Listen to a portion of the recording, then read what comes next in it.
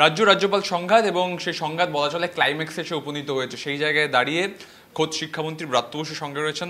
ব্রাত্যবাবু, রাজ্যপাল বিশ্ববিদ্যালয়গুলোর যে দুর্নীতির তদন্ত করতে এসেছেন তার নির্দেশ কি সরকারের কাছে এসে পৌঁছলো? কোনো নির্দেশ আসেনি। কোথায় দিলেন, কাকে দিলেন এখনো জানি না। পুরোটাই একটা ধোঁয়াশায় পরিপূর্ণ ব্যাপার। আশা করছি নিশ্চয়ই আজকে ছুটি আছে, হয়তো সোমবার পাবো আশা করি। কিন্তু আরেকটা নির্দেশ গেছে গৌড়বঙ্গ বিশ্ববিদ্যালয়ের রেজিস্ট্রারের কাছে, বলা হয়েছে তার অপসারিত উপাচার্য, যাকে আপনারা কাজ চালিয়ে যেতে বলেছেন, তিনি যাতে ঢুকতে না পারে তার জন্য তার চেম্বার সিল করে দিতে হবে, প্রয়োজনে পুলিশের সাহায্য নিতে হবে। উনি তো দপ্তরে যাচ্ছেন, নিয়মিত দপ্তর করছেন। আমাদের থেকে যদি অ্যাডভাইজারি চান তখন আমরা অ্যাডভাইজারি দেবো, ডিপার্টমেন্ট দেবে। ব্রতবাবু, উনি বলছেন যে উনি লোকসভা পোর্টাল যেটা ওপেন করেছিলেন সেখানে আপনার নামে এত অভিযোগ পেয়েছেন অপসারণ করার জন্য, তাই তিনি সরকারকে বলেছেন যে এইগুলো ফরওয়ার্ড করে দিয়েছেন, এইটুকুই। কিন্তু উনি তো কালকে তার মানে যেটা আগের দিন বলেছিলেন তার থেকে একটু পিছিয়েছেন। উনি এক পা পিছিয়ে দু পা আগে এরমভাবে এগোতে চাইছেন, 1 স্টেপ ব্যাকওয়ার্ড 2 স্টেপ ফরওয়ার্ড। উনি কি করছেন সেটা নিয়ে আমার সত্যি খুব একটা ভাবার সময় নেই। এই কারণে উনি কাকে সুপারিশ করলেন, কি নির্দেশ দিলেন, কারণ আমাদের দোরগোড়ায় নির্বাচন। তো যেহেতু নির্বাচন এসে গেছে, আমাকে আমার দমদমে আমার প্রার্থীর প্রচার করতে হচ্ছে। আমাকে এর মধ্যে জেলার বেশ কিছু জায়গাতেও আমার কর্মসূচি এসছে, সেগুলোতেও আমায় যেতে হবে। তো আমার ওটা সময় নিয়ে আমরা মহামান্য সুপ্রিম কোর্টের আদেশের দিকে তাকিয়ে থাকবো। তো উনি বলছেন, ইন্টারভিউ দিয়েছেন, তাতে বলছেন যে শিক্ষা দপ্তরের একাংশ দুর্নীতিতে অভিযুক্ত, তিনি পরবর্তীকালে তাদের নাম প্রকাশ্যে আনবেন। তো এখনই এনে দিন না, সুবিধা হয়। এত সময় নিচ্ছেন কেন? তো আর বিশ্ববিদ্যালয়ে যদি অচলাবস্থা হয়ে থাকে, সেটা ওনার তৈরি করা 12টা লোকরাই করেছে, যারা খুব কিছু খুব মানে 3-4 জনের মাঝে খুবই মানের শিক্ষাবিদ, তারাই গণ্ডগোলটা পাকাচ্ছে। তো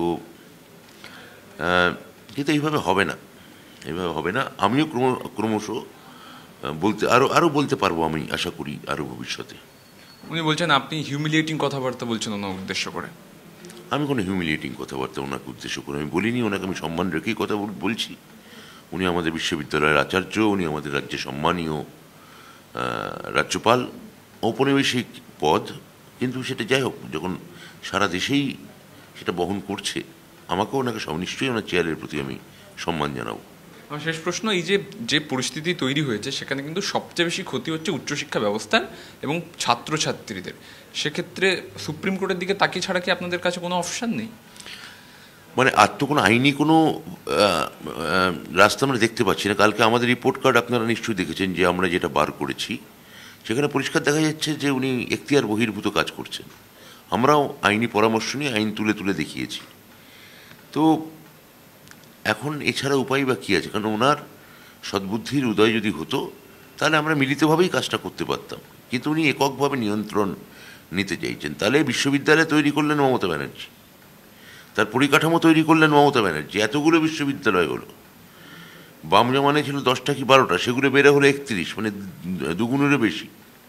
তার অধ্যাপক, নন টিচিং সব নিয়োগ করলেন মমতা বন্দ্যোপাধ্যায়। সঙ্গত কারণেই রাজ্য সরকার তাদের বেতন দেন এবং সেটা মমতা ব্যানার্জি দিয়ে থাকেন। এখন উনি এসে বলছেন যে এর পুরোটা আমি চালাবো, একা চালাবো, রাজ্য সরকার কেউ কিছু নয়। তো সেক্ষেত্রে আমরা বলতে পারি যে তাহলে নিশ্চয়ই ভবিষ্যতে আচার্যই হয়তো সামনের মাস থেকে সবার বেতনের দায়িত্ব উনি নেবেন। পরিকাঠামোর যে গ্রান্ট, সেটা খরচা উনি জোগাড় করবেন। এটা ওনার থেকে আমরা আশা করতেই পারি। তাহলে আমরা বিশ্ববিদ্যালয় নিয়ে ভাববো না, আমাদের কাজ হবে খালি বিশ্ববিদ্যালয় তৈরি করে দেওয়া। কিন্তু চালাতে আমরাই সবার উপাচার্য থেকে শুরু করে ফিনান্স অফিসার, রেজিস্ট্রার আমরা বেতন দেব, আর মানে ওদের নিয়োগ করবেন আচার্য এবং চালাবেন আচার্য। এটা হতে পারে না। আপনি সদ্বুদ্ধির কথা বললেন, উনি বলছেন যে আপনার যদি সদ্বুদ্ধি উদয় হয় তাহলে নাকি সমস্যার সমাধান হয়ে যায়। আমি তো বারবার ওনাকে বলছি আসুন কাজটা একসঙ্গে করি, এবং সেটা নিয়ে মিটিংও হয়েছে, উনি রাজিও হয়েছেন। তারপর উনি তার পরক্ষণে সেই কথা ভুলে যাচ্ছেন। পুরনো কথা আর মানে পুনরাবৃত্তি করে কোনো লাভ নেই ভাই।